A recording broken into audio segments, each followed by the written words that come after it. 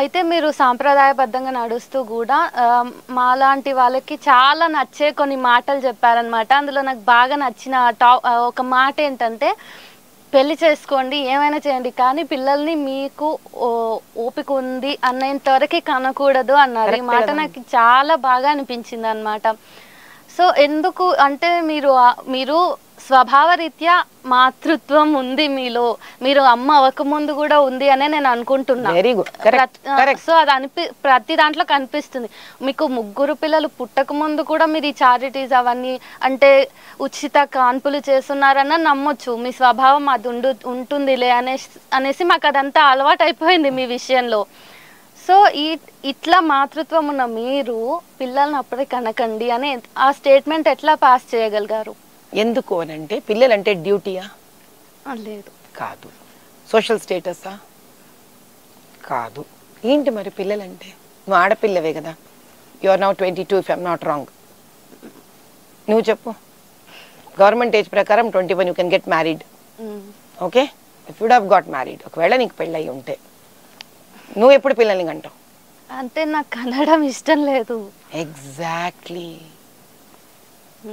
అలాంటి మనస్తత్వంతో ఉన్న ఆడపిల్లలు by any kind of pressure వచ్చి పిల్లల్ని కంటే పిల్లల పరిస్థితి ఏమవ్వాలి? ఇదే చాలా మంది ఇష్టం లేదు పిల్లల్ని కనటం ఇప్పుడే, కానీ కనాలి అనేసి వస్తుంది. పిల్లల్ని అసలు ఎవరి కోసం కనాలి అనే పాయింట్ పోతుంది అక్కడ. అందుకే నేను అన్నాను కదా తల్లి, అమ్మల కోసమో అత్తగారుల కోసమో సమాజం కోసమో పిల్లల్ని కనడం ఫస్ట్ ఎందుకు ఇష్టం లేదు. అసలు ఒక స్త్రీకి బై నేచరే మాతృత్వం ఉంటుంది. అటువంటి మాతృత్వం ఆడపిల్లల తలకాయలో నుంచి వెళ్ళిపోయింది అంటే ఎందుకు వెళ్ళిపోతుంది? ఇప్పుడు నేను ఇన్ని క్వశ్చన్ వేస్తాను, ఎందుకు పిల్లలు కనాలని లేదు? నాకు ఒక ఇన్సెక్యూరిటీ ఉంది సొసైటీలో, అందుకు.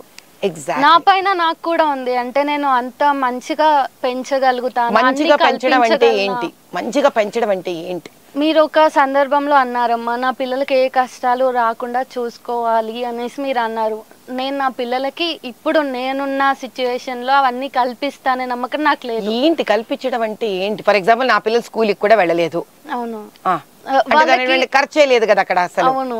మళ్ళీ కమింగ్ బ్యాక్ టు డిప్రెషన్. నాకు ఒక ఖచ్చితంగా 2 months తర్వాత ఏదో ఒక దగ్గర ఆగిపోతాను, బాగా ఆలోచనలో కూరుకుపోతాను. ఒక 15 days అట్లా బాగా చదివితేనో రాసి బ్రెయిన్ ని మొత్తం ఎంప్టీ చేసుకుని వామిట్ చేసిన తర్వాత మళ్ళీ నేను ఫ్రెష్ గా బయటకు వస్తాను. ఆ 2 months ఆఫ్ వాయిడ్ ని నా పిల్లలకి ఎవరు ఇస్తారు? Correct.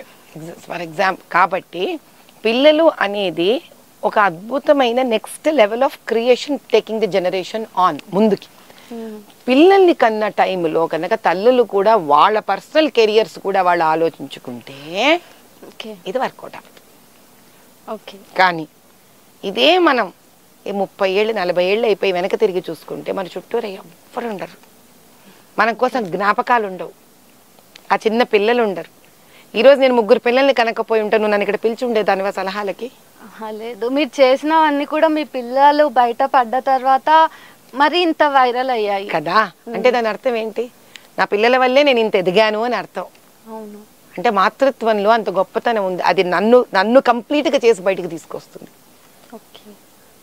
So my basic question is that అటువంటి మాతృత్వాన్ని ఎంచుకోవడం చేతనే మనం సక్సెస్ఫుల్ అవుతాము. కానీ నాకు తల్లి అవ్వాలని ఇష్టం లేదు, ఒక భయం చేత అని అనుకుంటున్నామంటే మనం ఏ కారణాల చేతైతే మనకు భయం వచ్చిందో కనీసం మన పిల్లల కన్నా ఆ భయం ఇయ్యకూడదనే స్ఫూర్తి రావాలంటున్నాను నేను.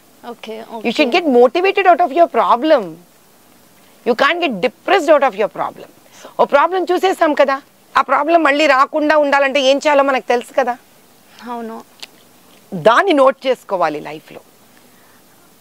ఒక ప్రాబ్లం వచ్చింది కాబట్టి నాకు ఇంకో ప్రాబ్లం వస్తుంది అనుకోకూడదు. మరి ఒక సక్సెస్ వచ్చాక ఇంకో సక్సెస్ కూడా వస్తుంది అని అంతే ఈక్వల్గా ఉండాలి కదా. ఎంత తల్లి, అవునా కదా? ఒక సక్సెస్ ఎంత మోటివేట్ చేస్తుందో నేర్పిస్తుందో ఒక ఫెయిల్యూర్ కూడా అంతే మోటివేట్ చేసి నేర్పించాలి. Because we learn both out of failure and success.